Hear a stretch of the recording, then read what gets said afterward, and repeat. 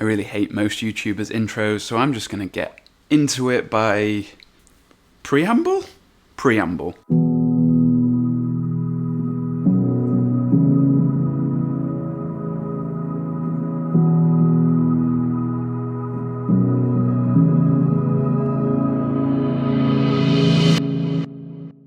If you are not yet and harbour no desire to become a freelancer, this one's just a straight up skip for you. So, bye. For those of you who are freelancers or want to work for yourself, this bit of advice is potentially going to save your life one day. Now, it might seem like an obvious thing. It might seem like something that, yeah, I'm going to do that. But, the amount of times when I've been like skinning my teeth with this one, the amount of times that I've nearly failed because of this, because of not listening to this piece of advice. This is something that most people kind of gloss over, most people don't tell you, most people don't really hit home how important this is. And this probably goes for most walks of life, but for me, I'm talking about working as a freelance photographer and freelance videographer. I've been doing that for 3 years, just over 3 years.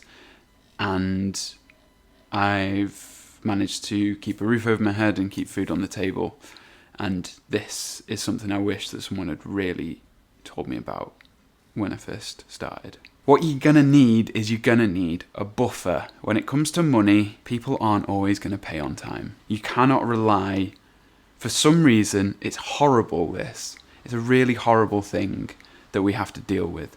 But clients just don't always pay on time. You've done great work for them. They love it. They've told you how much they love it. They're using it. It's been 14 days or 30 days, whatever your invoice terms are, and still no money in your account. You've done everything right. You've got them to sign a contract. You've sent the invoice out on time. You've honoured every commitment of yours, because that is just due diligence. That is just due diligence. That is just a fundamental part of being a small business or being a freelancer, is doing your job right. So you would expect that other people would extend the same courtesy to you, but they don't always. And it can get pretty painful, especially as occasionally will happen, 2 or 3 people don't pay in the same month. The 2 jobs that you were expecting to have money from don't pay up. And this only gets exacerbated as you get more established, you start charging more money, you start renting bigger equipment, bigger locations, you start having other people working for you. If you're anything like me, you just want to pay those people who are working for you.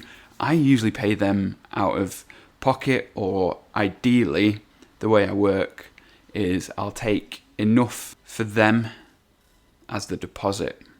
And so I know that I can pay them even if shit goes just horribly wrong and the client just decides, no, we're going to scrap this project even after everyone's worked on it. I know then at least that I can pay the people who worked for me. So at that point, not only is my time in there, but I've got other people that I've paid, I've got locations, I've got all sorts of like rental fees and things like that. They've all been paid already and the client doesn't pay. And then there's actually another job that you're waiting on the money for that and they haven't paid either. And maybe they've gone on 2 months extra and you're like, no, I'm not going to be able to pay rent. And that's where this bit of advice comes in. Have a buffer, have some savings, a substantial enough amount that you can maybe last 3 months on that. And if you do deplete it, bring it back up, bring it straight back up. As soon as you can, bring that thing back up. Which should be easy because you're only going to be spending what you should be receiving. It's easier said than done, this. How are you going to have, £3,000 to £5,000 saved up, ready just to go, that you're not relying on spending? That's literally just for this. This isn't your life savings. This is something that's sectioned off just in case you need to pay rent. You need to pay your bills when clients haven't paid. Now, I'm sure I could go on and start to try and give you advice on how to get those clients to pay, But that is a whole video series in itself. People just don't like separating themselves from their money. I mean, I don't, but if you're using a service, you expect to pay for that. The problem, I think, stems from an inherent mistrust of freelancers. These kind of fly-by-the-night, not really proper business people who are just winging it. And there's tons of those out there. And what that means is you end up in this like, oh, well, I'll get a bit of money off you as a deposit, and then maybe you can pay me the rest of it. I'll invoice you after I've delivered stuff. So they've got the product. They've paid a little bit for it. So they've already gone, okay, money's gone out. And they've kind of forgot about that. And then they're using it. It's out there. They've used it. And then 30 days later, they're not even thinking about you anymore. That invoice has got put to the bottom of a pile. You can send reminders, but people don't always listen. And it's because they don't trust that you're going to deliver.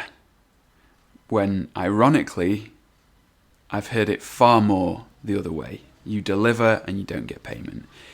And I'm not talking about the times when the client is really unhappy. If you've done a bad job, cut your losses, don't take any payment. If people have worked for you, try and figure out a way to sort that out. And that is another use for the buffer. If you've done a job terribly, then that's on you. So a couple of little extra bits of advice around payment and getting paid. So 2 things that have really, really helped me out. Number 1, an invoicing service. Something that can also do your accounts is really handy. So I use QuickBooks. Not affiliated with them in any way. I don't have any links that I can provide to you or anything like that.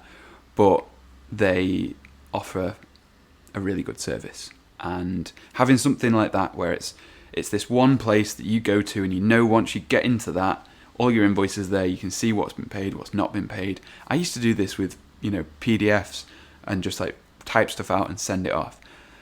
People understand that other people are using QuickBooks. So you get an invoice that's a QuickBooks one, you go, okay, I see that. That's a format that I recognize.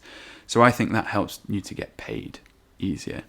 Also, it's really easy to send reminders and things like that. So you know that there's an easy way that you can just hit a button and they've got another copy of it, a reminder saying, please pay up.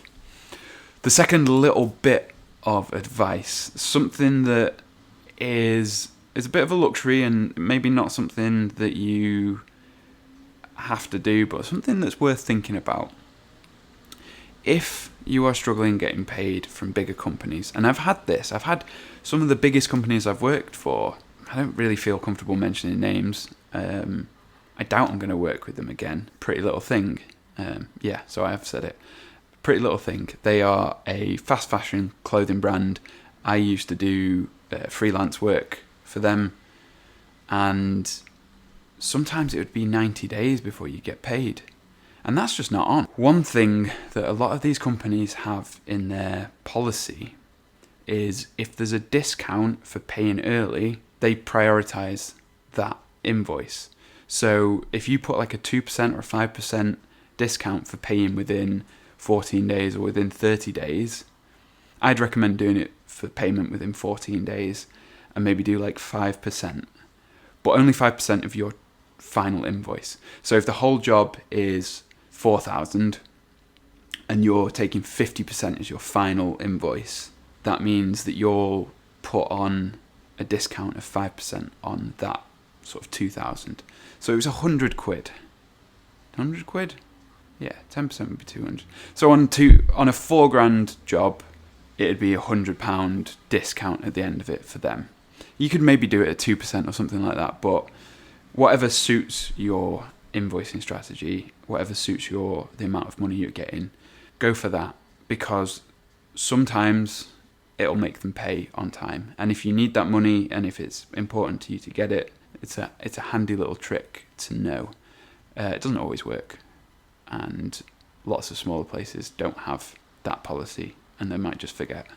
And yeah, they'll probably come back to you when they're paying 30 days and be like, where's that discount? I thought we should have got that. They shouldn't have. It's only for people who actually pay early. Not even early, on time.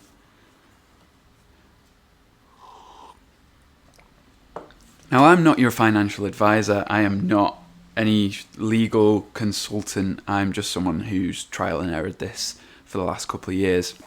So take what I say with a little bit of a grain of salt, and just be careful, be smart, and don't let people f*** with you.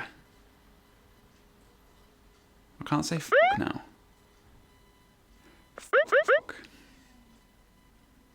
I'll see you next time.